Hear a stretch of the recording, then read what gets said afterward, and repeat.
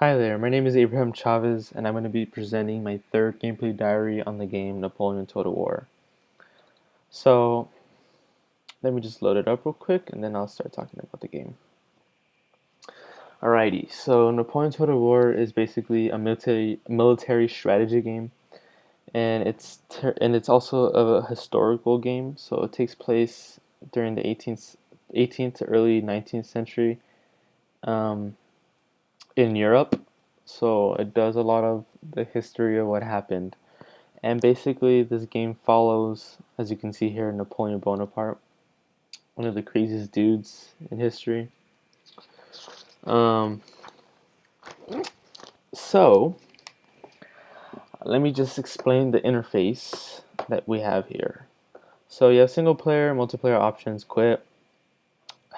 Single player, you have tutorial. So, tutorial basically tells you how to play the game, controls, strategy, and it's just very, very like scaffolding. It gives you your training wheels and the obviously the difficulty is very very low. You in tutorial you just they're showing you how to play, so it's pretty good if you're very new to this type of game or the franchise. You can play the tutorial and get up to date or get up to pace with how to play the game.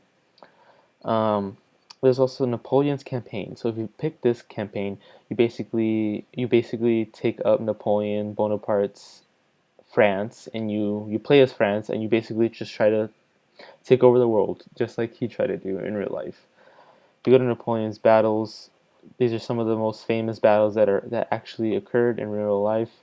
Like Trafalgar is the famous navy battle between Spain and France. Waterloo is also the most famous battle that happened on land, in which France fought England, and that was like the doom of Napoleon. So you can do that.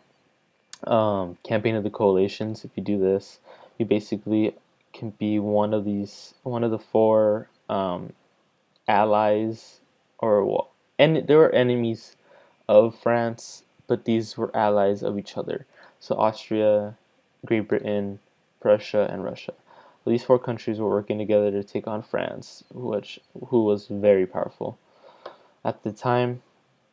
And if you play battle, you can play a specific battle, land, sea, siege, and basically you're playing by yourself against an AI, and yeah, it's pretty fun. But not as fun as playing multiplayer, in which you play real human beings online. It can be 1v1, 2v2, 3v3, as I believe the max is 4v4. I'm not sure. But basically, you just pick your respective country that you would like to play as, and you have troops, and it's basically muskets and it's cannons and cavalry, and it's pretty awesome.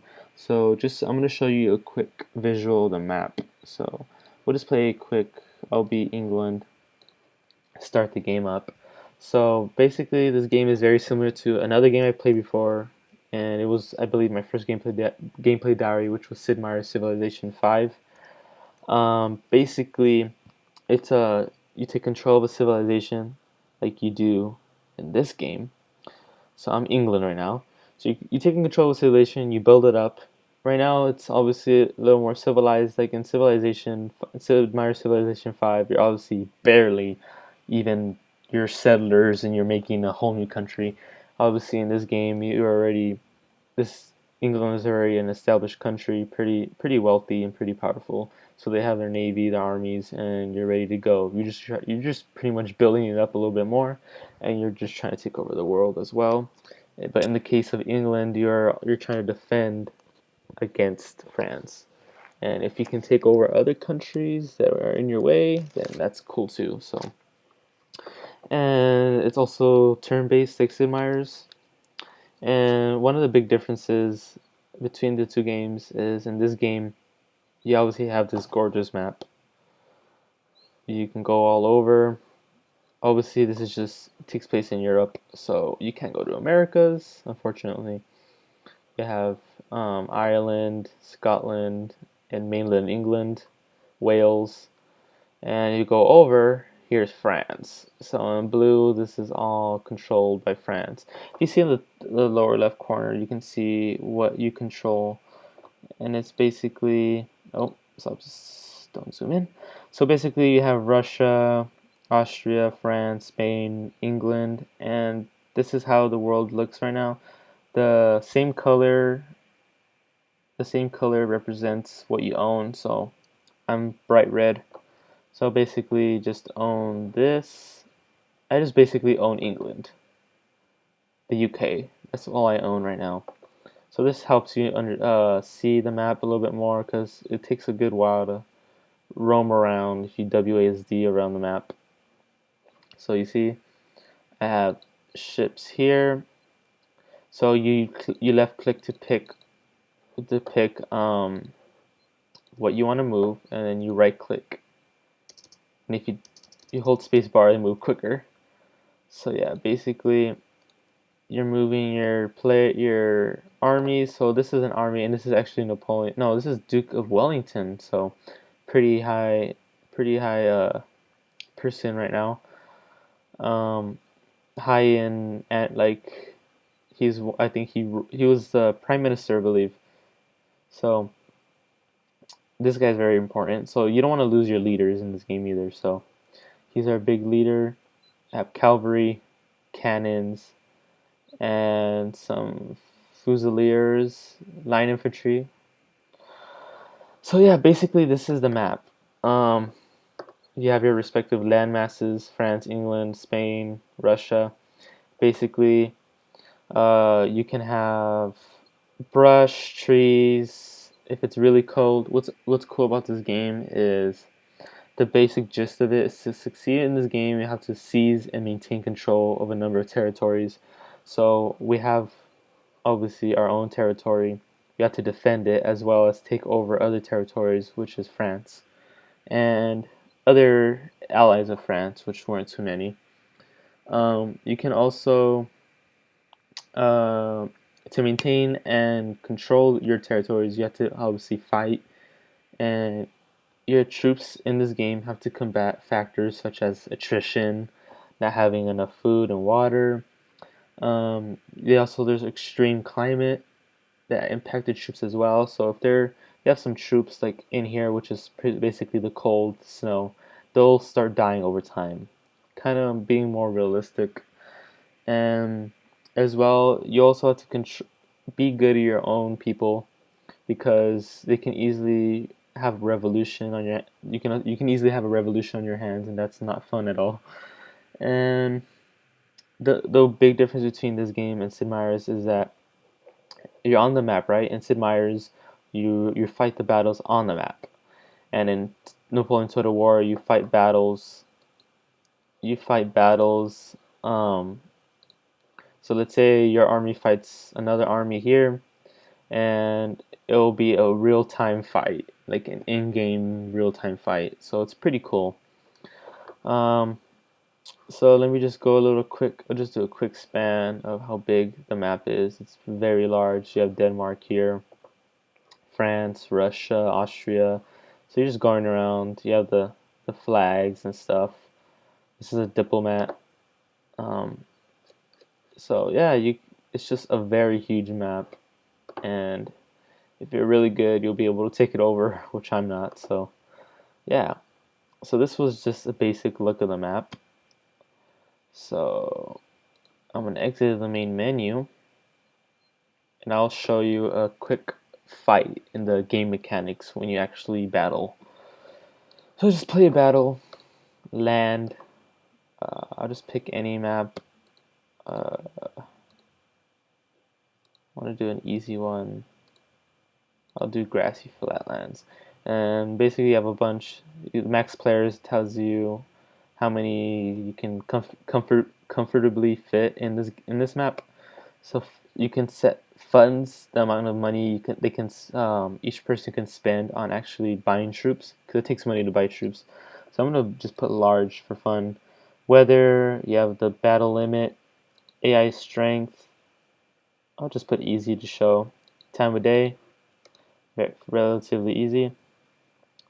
So here I can pick the various countries. I'll be Great Britain. I already have a preset army built, but basically right here you have your infantry, cavalry, artillery, each have their own positives and negatives. And if you just go through each one, it tells you the range, accuracy, melee defense, morale. So it's very important to learn every little detail about these troops so you'll know how they'll fight in battle. So I'm just gonna pick this, and I'll face uh, France, just to show a quick. All right, so save battle setup. Not that. Let's just start the battle. So I showed you the map, and this is gonna be the in-game real-time fight. Um, I'll show you the mechanics. Maybe there'll be some action, but we'll see. Let's just let it load up here. So thank you. We'll start battle. So basically, what we have here is I have my army. That's the enemy army. If you zoom in with your mouse, you can see it looks very nice. I don't have it on that like on super high settings, but if you did, this game would look gorgeous on here. So you have your cavalry skirmishers, and then you have your infantry with their muskets, cannons, which are awesome. So basically, what I'm gonna do, I'm just gonna left click, hold, and that's how you select what you want to move. And basically, I select everybody. You right click and you drag, and when you do that, you're telling your army where to go.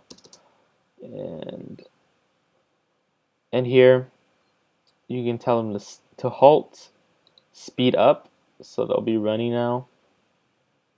Defend, so right now they're on their way to the location I selected.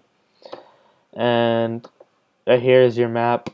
So instead of scrolling with WSD around the map, you have here, which is basically tells you where your units are at, where their units are at, so you won't be flanked and stuff like that. You can use this as well. Instead of dragging and clicking, you can just click that, and if you hold it, like it's saying it's moving my whole army forward. If I turn left, the whole army turns left. I do right, and etc. and backwards. So if you saw there, the enemy is already shooting cannonballs at me. So let's see if I can get some good action of my guys getting hit. Ooh. So you can see there, my guys are just getting demolished right now by cannons. So let's see if we can get a cool shot. Oh, this is a little high, I think. Oh, okay. So these guys can't run. They're my cannons trying to fight back. So again, I'll move my units forward, and I'll tell them to run. And it's relatively easy. So if we do here, I'll set up my artillery. You see that? Some explosions. Don't want to get too close to the enemy army or I'll just get demolished right now. So I'll unlimber these guys up and I'll have them shooting auto fire, so they'll be taking on the enemy.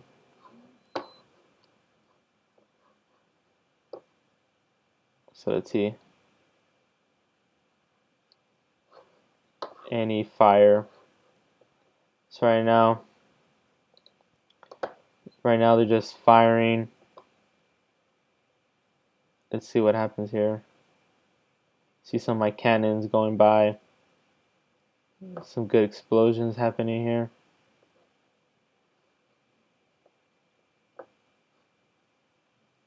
You see here my musketeers firing at the enemy right now. So we'll see. Let's hope we'll see better action right now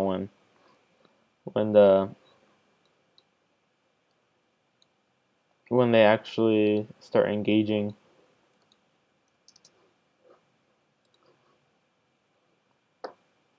You see here an engagement. My rifles are actually shooting farther. So if I put canister shot, we'll start doing really good damage against the enemy. So basically, each unit has their own specific thing. Just for fun, don't ever do this if you're actually playing online. But I'm just gonna rush my cavalry forward, and there's a big charge going on right now. And my team and my cavalry is basically demolishing the French line right now. As you can see, the French musketeers are shooting, and my musketeers are shooting as well. And it's very hectic right now. It's crazy. So I'm gonna do this and attack here. So my cavalry is fighting their cavalry.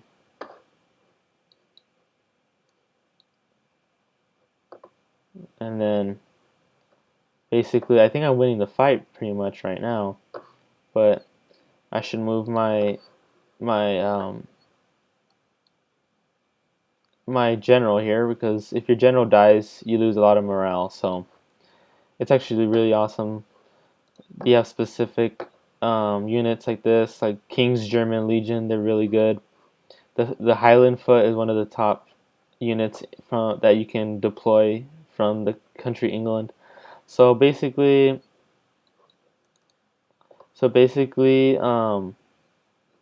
you have your specific units, and they're really, and they have their buffs and they have their weaknesses. So depending on what you have, it can be very beneficial to you, or it won't. So you have all this going on, and I'll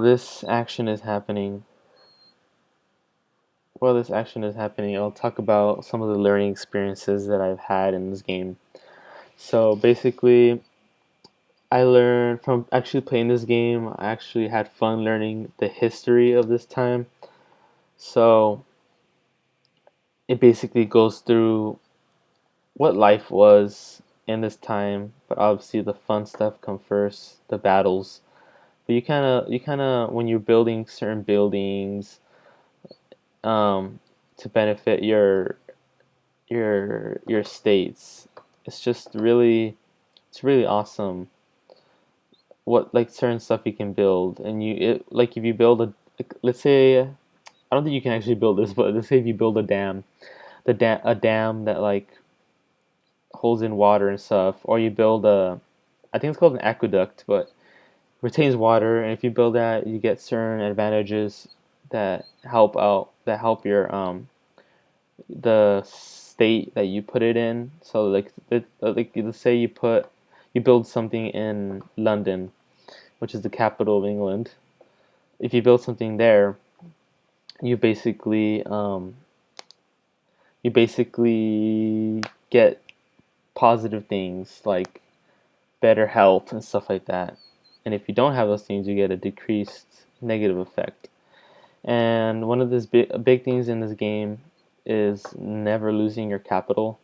So always protect your capital, and it's like your main territory that you really want to protect.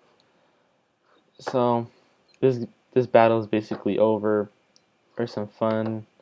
You can see some cool mechanics.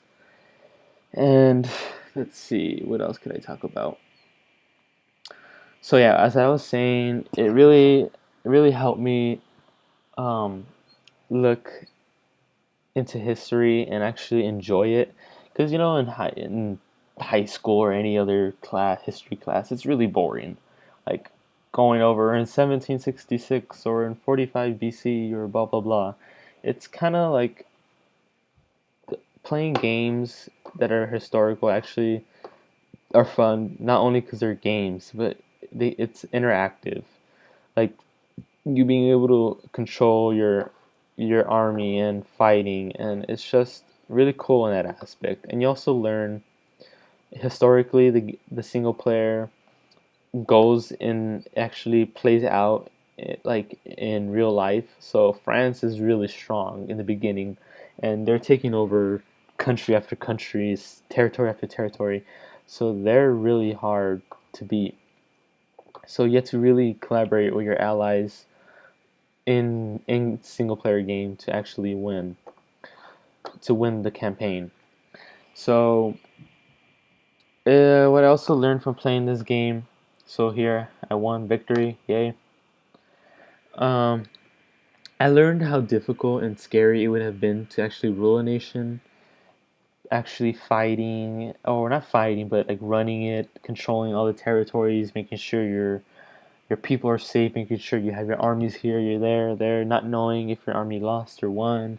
It would be very stressful, and it's actually like it allows you to appreciate what some of the great rulers that ruled some important nations. You will get to appreciate their like skill and their just how good they were, and it also allows you really to appreciate peace. This game is actually basically war. That's the fun part about playing this game. But if you think about it in real life, war is not fun at all. It's sad, and a lot of good people die for stupid reasons. So being able to play this game, you might not think about it, but if you really think about it, it allows you to appreciate peace, and that's what I think about when I play this game. And some of the concepts that this game actually applies to, I would say, um, this game applies to flow, in which this game is can be very difficult, but if you keep practicing and you have that skill, then you'll have it down like nothing.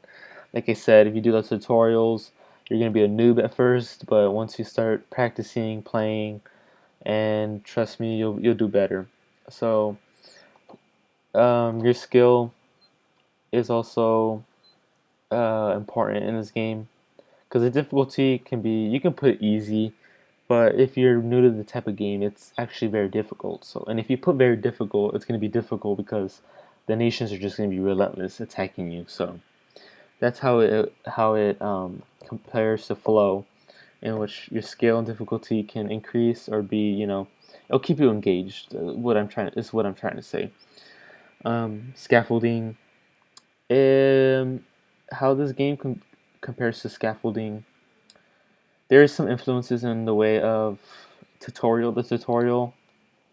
Um, the tutorial basically the tutorial basically outlines what to do, gives you training wheels, and um, if you didn't have that, I think it would be really difficult. Knowing controls like WSD, it's really easy since it's just simple.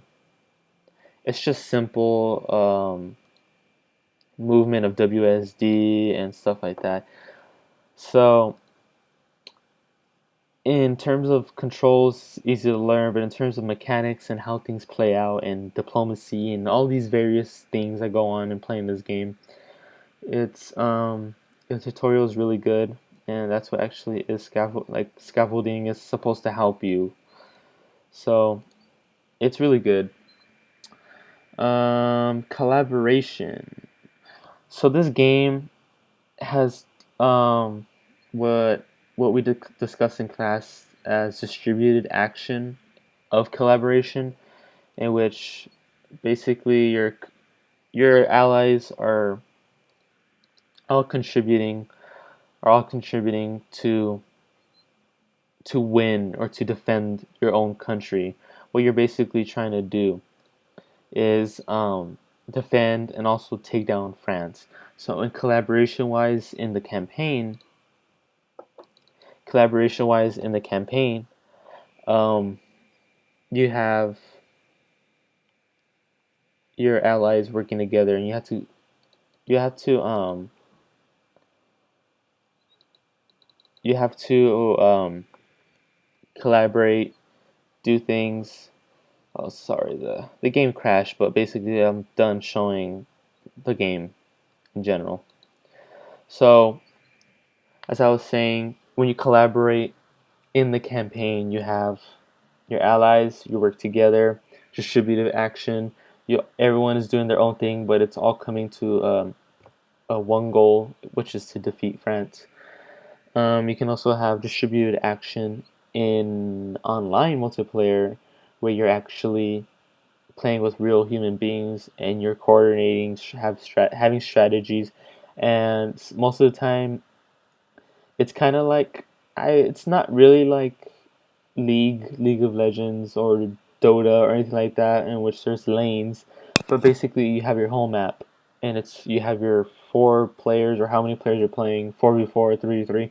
They're all stretched out, and basically you're fighting one person at a time. But to ultimately win, you kind of have to gank or like team up against one of the people to actually beat them. So there's distributed action in the sense of everyone is working together to ultimately win the game. So that's what happens in multiplayer. And for gamification, it's for this game, it gamifies in a sense history, not real life, but like it gamifies death and war and diplomacy and just real things that happen in war, like attrition and environments being very bad, like wind, like storms or snow and stuff like that. It gamifies war. Like it makes a real game. It makes a game out of real war and strategy. So that's pretty cool about this game. And basically, that's all I have to say for today. And I just want to say thanks for watching. And if you enjoyed watching my presentation, then you should go download Napoleon Toy War on Steam. It's really good. All right, so see you next time.